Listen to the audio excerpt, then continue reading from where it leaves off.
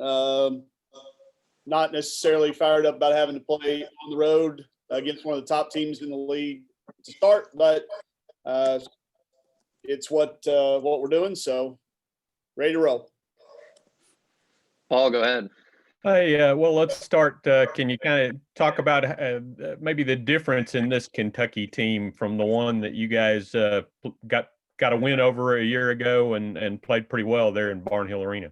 Yeah, different time of the year. That was later in the year, later into the conference schedule. It was at our place. Two major differences there, and then just the addition of Dre'Ana Edwards around the basket, offensively, defensively, rebounding, all the things that she brings them. It brings, now you've got to deal with a potent attack on the perimeter from Chastity Patterson and Ryan Howard, and now you've got players around the basket experience, and they can beat you a lot of different ways this year, I think. She is 4 or 5 players always cause concern for us, and she's one of the better ones in our league. So I think that makes them different than, they've got quality depth with their transfers, getting everybody eligible with the transfer waiver, getting Massengale in that lineup, getting Robin Benton in that lineup, 2 players who are SEC tested at Tennessee and at Auburn. And then a year of maturity from Blair Green and the other players that they've been playing with. Kiki McKinney's always given us fits. So it's they're different. Obviously, you got a new coach, although she's been there. She's put her own stamp on some things. So you throw out that, usually when you start getting league play, there's a little bit of knowledge of your opponent from what they've done. We don't have very much evidence to go on, just a few games of what it's going to look like from, Kyra now standing up, calling the actions and leading the team. So we don't have as much history to benefit from. And that makes your preparation a challenge. Seth, go ahead. Mike, when you look back at the non-conference schedule, you put together a really tough schedule. I mean, you even told us that before the season.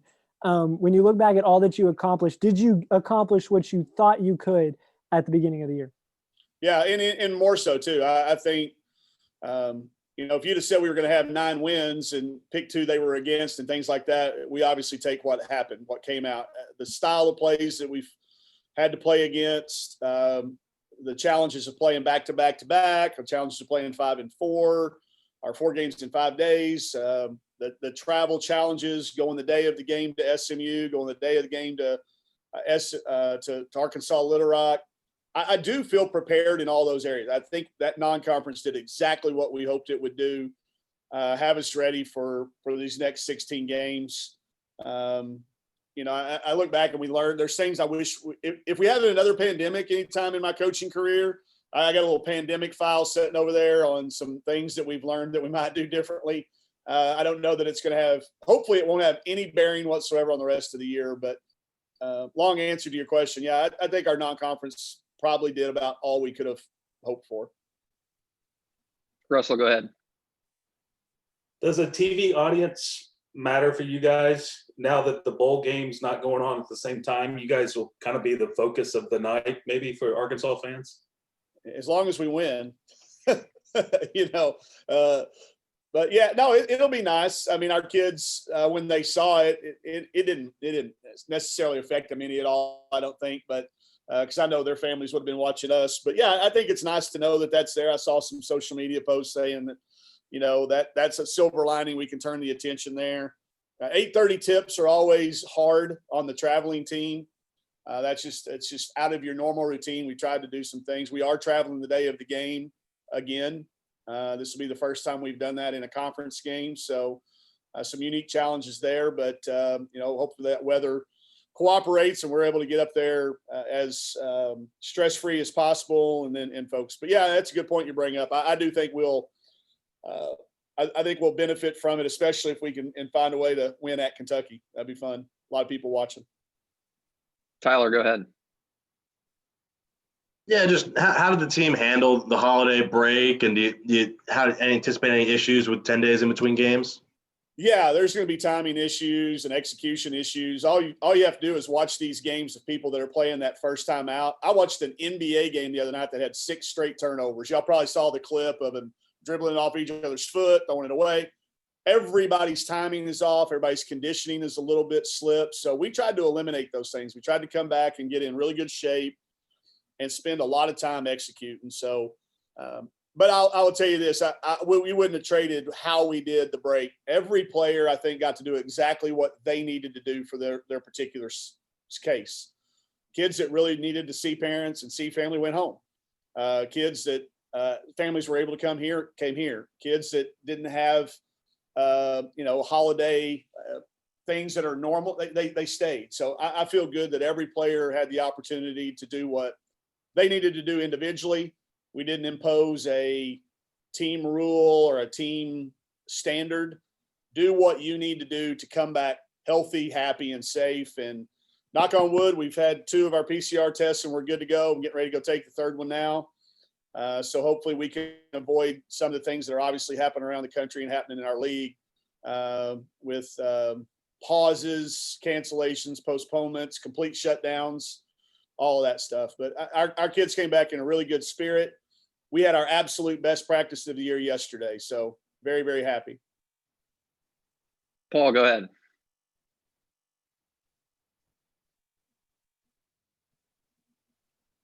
Paul, go ahead.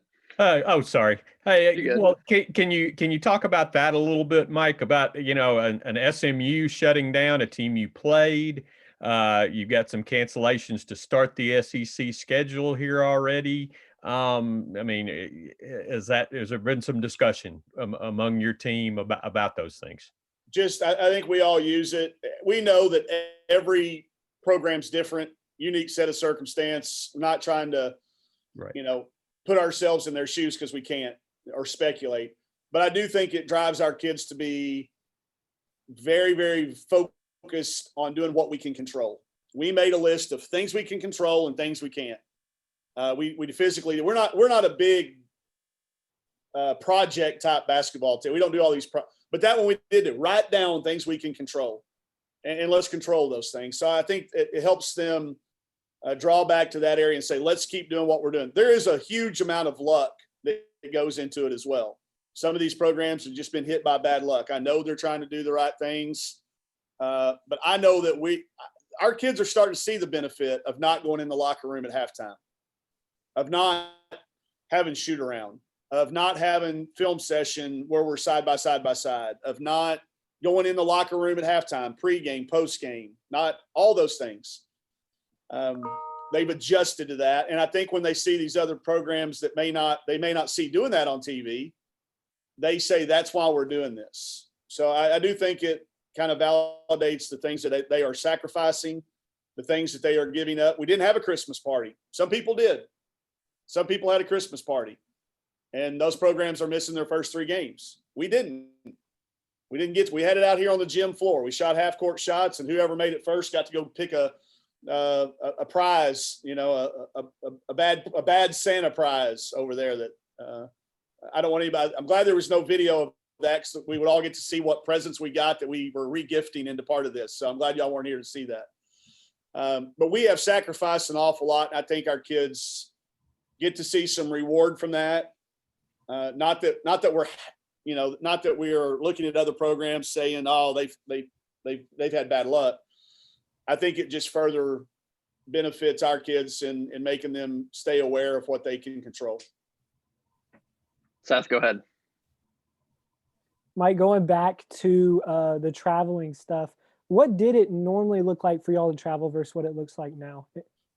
We would have left. We would have probably practiced here today, got some food, leisurely made our way to the airport, short flight to Lexington, check in the hotel.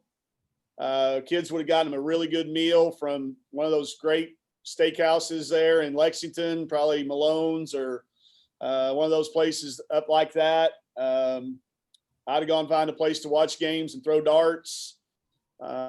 We'd sit around the hotel for all day tomorrow. Got up, had a shoot around in the morning, got back, sat around till 7 o'clock at night, filling the time with film sessions or walkthroughs or pregame meals, literally killing time until game time, then go play the game. That's a long day when you have an 8:30 tip. So instead, we'll practice here today, sleep in our own beds, get up tomorrow, get a little bit of food, head that way around 3:30 in the afternoon. Hopefully we don't have any weather concerns. We land, we go straight to the gym, we stretch out, we play, we get back on the bus, get to the airport and home shortly after the 2021 rings in, we hope. I wouldn't tell you that I think one way is necessarily better than the other. We may have learned some things this year that we're maybe not needing all those things. But it's different for our kids. You know, the preparation is a little different. I don't know at the end of this whether if we went back and did a survey who likes it better the other way, but it's a major difference in how your 2 days are spent in leading up to a game. Feels like a business trip, you know. You get on it, you get up there, you get back. All right. Are there any other questions specifically related to Kentucky? All right, we'll go ahead and shift gears. Coach, you want to talk a little bit about Missouri on? Of the teams in the non-conference, they scare me the most of anybody in our league. You know, we were able to beat them twice last year, I think for the first time in a very, very, very, very long time. And then you watch them now, they've only played 5 games. They will be rested. They don't have the 10-game dings and bangs and nicks and bruises that we have. And they're really balanced this year. I think they've got, kind of like I was talking about with Kentucky, they can beat you inside, they can beat you outside, and all those great freshmen they had last year. They had 2 freshmen on the all-freshman team. Those kids are now sophomores. You get a transfer from South Carolina. And it seems like from what I've seen, they all have identified their roles very quickly, and you just don't have much to watch. You hadn't had a chance to see them that much. So that makes them a little bit scary for me. I think their game is on for this week, for tomorrow night. I can't remember if they're one that got caught up, but I think they have a game. So that at least give us, a little bit more to go on, but a team that's really, really scares me when you watch them on film. Russell, go ahead. What are they going to try to do to you offensively and defensively? And what do you have to do well to prevent that and give yourself a chance? Well, traditionally they've used Asia Blackwell. We try to guard her with a guard, and they'd like to really post her up a lot. They spend a lot of time isolating our guards in post-up situations. And then they really make us work defensively.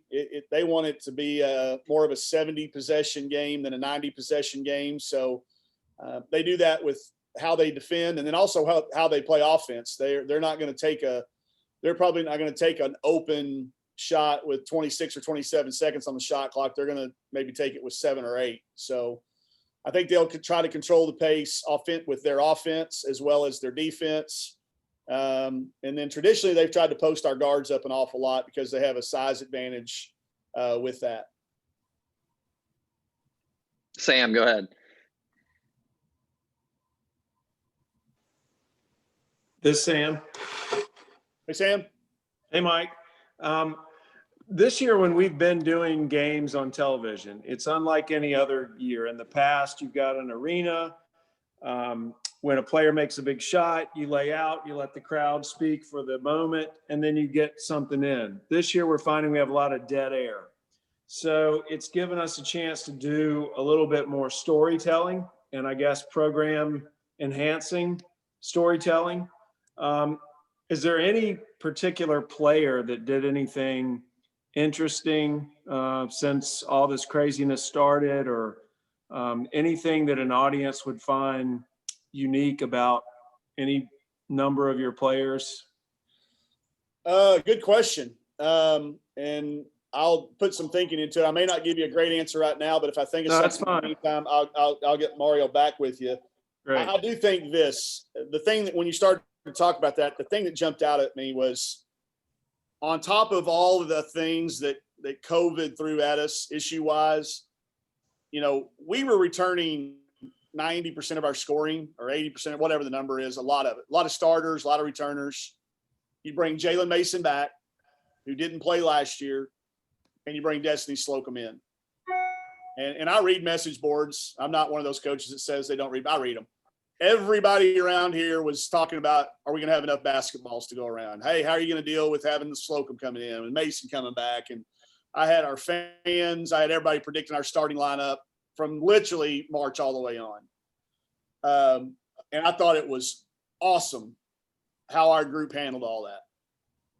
It was always, it's going to be really, hey, it is going to be a challenge. We got a bunch of quality players.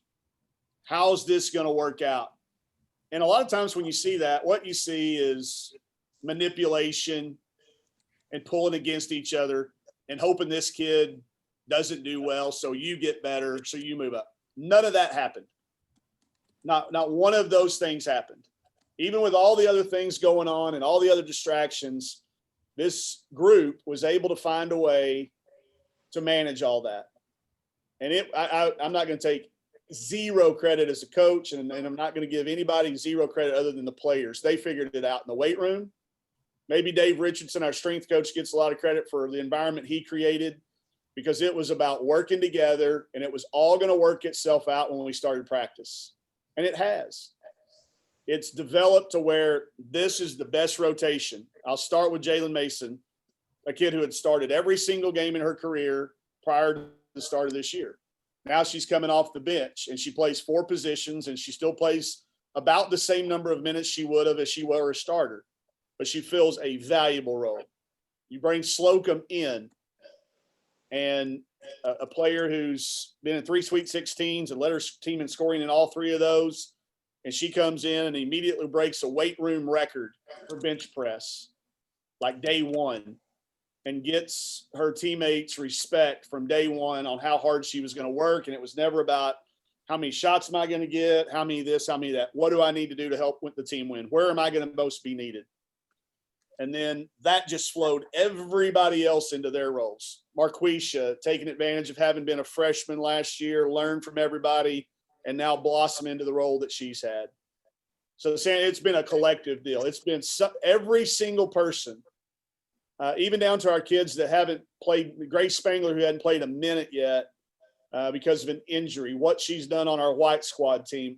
Everybody has just fallen into their roles faster and better than ever, with the least amount of coach direction that I've ever seen in 21 years of college coaching.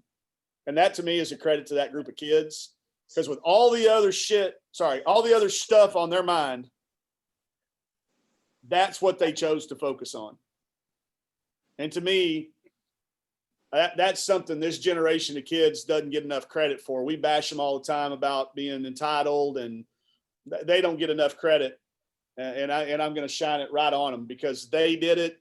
We as adults are not used to having to be dealing with all these things. They were, and they handled it better than most of the adults I know. So Tyler, I don't know go if ahead. that's what you were looking for, but that's what I got. That's good. Tyler, go ahead. I'm all set. All right, Paul, go ahead. Hey, I was going to go one thing. What's Chelsea's situation? And I know you said you limited Ramirez's minutes there at the last one. Are they both okay? Good to go?